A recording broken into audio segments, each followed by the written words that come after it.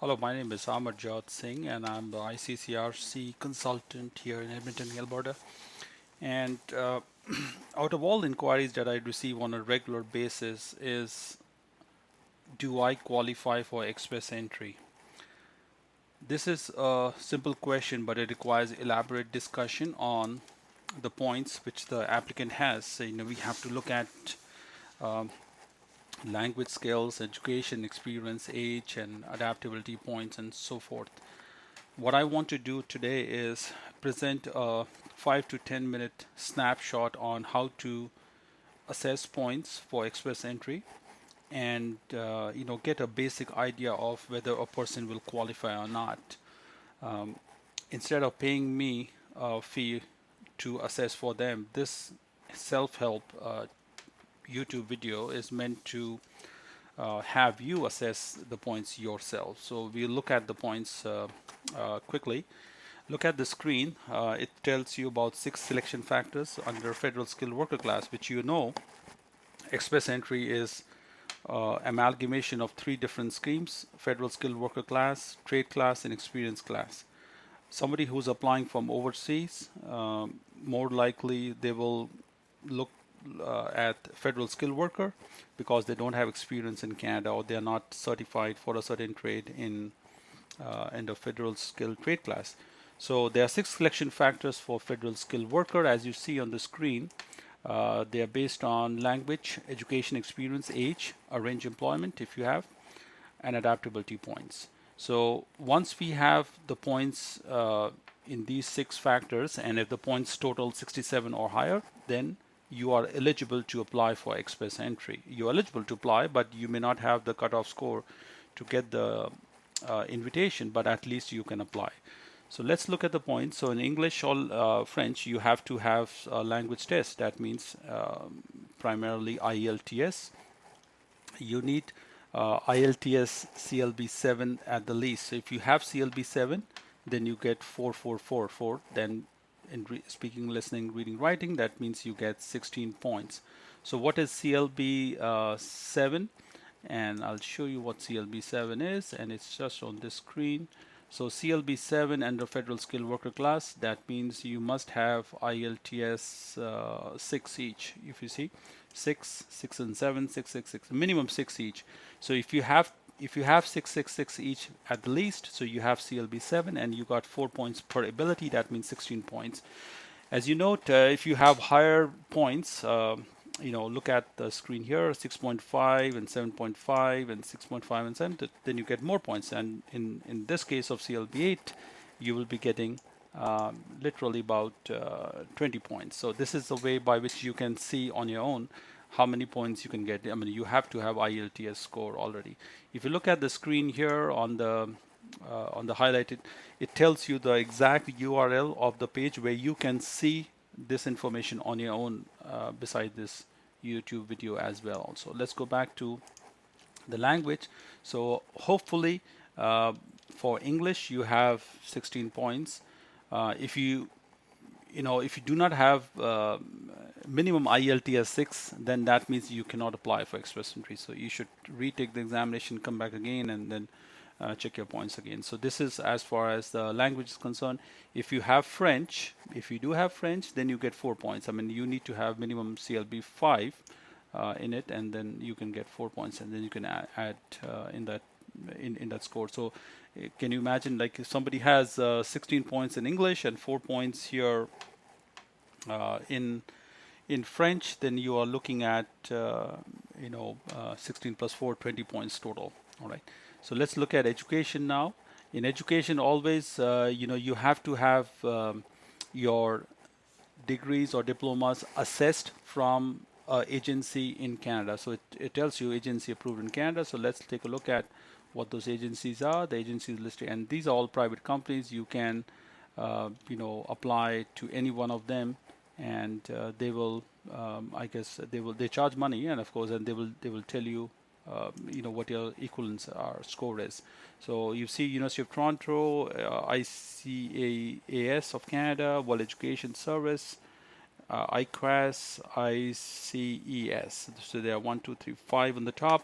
and the medical council is for doctors, and pharmacy examination board is for pharmacists. So this is how you can select any of these relevant applicable uh, organizations to get your degrees assessed. Once you have your degrees assessed, they will tell you what is this equivalent to. So if it is equivalent to doctoral level, then you get 25 points. Is equal to master's level, then you get 23 points. It's the highest degree, all right? So if it's any one of these in medicine, veterinary dentistry, or something, you get 23 points. Two or more degrees or diploma, at least one of them higher than 3 years, 22, 21, 19, and this is how it is. So the minimum requirement is you need to have a minimum at least equal to Canadian high school diploma, which gives you 5 points. So this is how you calculate the points in education. All right. So let's look at experience now. Experience, the maximum points is 15. Of course, if you have 6 or more years experience, that's the max. I mean, even if you have 20 years experience, you will still get 15 points. So experience has to be in the right NOC code according to what your experience on resume is. So we'll take a look at how to find out this NOC is on the screen. If you look at the screen here, so that way I can find the NOC. So let us assume that you are engineer, right? So let's say let's say engineer. So I type engineer here, engineer, and I got many engineers actually. I mean, engineering managers, computer managers, and maybe even this one. But let's be very specific, and then let's see software engineer just for simplicity. So if I type software engineers, I get 5 entries. So I can see one of them. Let's check this 2147. If you see, this is a A-level skill. So all the experience which is relevant to Express entry is O, A, and B. So this one this is A-level. So let me look at what is the description of computer engineer, and we will see it here. I'm sorry, what was the code? 2147. So I'm going to put 2147 here. Just want to remember the code, and it's always 2011 version and 2147. And let's see what does 2147 says. So it's loading. So 2147 is computer engineer as mentioned here, which is correct. And let's take a look at 2147. So it tells me what categories are included in this NOC code. So look at the titles. It could be any one of them. So if you're working as an engineer and hardware, and pretty much a long list here, hardware engineer all the way, network architect, optical, technical, all of them are included in 2147. All right. So just want to be sure, because sometimes you have a degree and you have experience in something else, and it may be titled in a different way in your company. So if your title matches with any of these titles by clicking here, so that means you are in this category of 2147. So if you look at what does 2147 do, we look at some main duties listed here. This is what we do. Network system, if you are a network engineer, this is what we do. So out of all of these description, I would recommend that you must have at least half of it, so that you can claim points under this category. If you do not have your job description according to this, then it is likely to be rejected. So what do I need to have to become an engineer in this category? I need to have a bachelor's degree in computer engineering, electrical, electronics, computer science, anything, or of course a master's, computer or master's. So these are the two requirements. If I do not have this education, then that means I'm not a computer engineer according to the definition of of the Canadian NOC system. So if you are related to something in computer and you think this category is not the right one for you, so you can check other categories also, which is like system manager, 2174, 2241, engineering manager, and all according to this here. In fact, if you can see a list of all the things under this major category, which is here, other engineers, mining engineers, petroleum, all kind of engineers here. Computer, look at here, database analyst, software, computer, web designer, developer, and also. So this is the way you look at your NOC code. You search from here. The URL is right here. You search from here, and then you can go from there to look at the code, and then you check out the experience, and that's how you know that you have the right experience. So once you come back here, let me see, that's a major page here, NOC. So once you have these experience done, and then let's say if you have six or plus experience, then it's 15 points. So let's look at the age now. Age is very clear. What's on your birth certificate? After 47 you get 0, and if you look at the best age to qualify for express entry with maximum points is less than 35, so 1835 you get the maximum points. 12, look at arrange employment in Canada. You have to have a valid job offer. What is a valid job offer? If you are living overseas and if some employer in Canada is offering you a job, and which is category, third category right here, here. You currently do not have a work permit, plan to get a work permit. So that means the employer must make a job offer and then must have an LMO. Only then you can get 10 points, otherwise not. These top categories are for people who are already in Canada, who are working on work permit, and they will claim 10 points. But if you are working in Canada where LMO is not required, even then you will get 10 points. But if you do not have any work permit or you're living overseas, you have never been to Canada, and if somebody is offering you a job, then they must have a LMO for you to get 10 points. So that is something that you need to have. Only then you can get 10 points under arrange employment in Canada category. All right. Let's look at the last one, is called adaptability.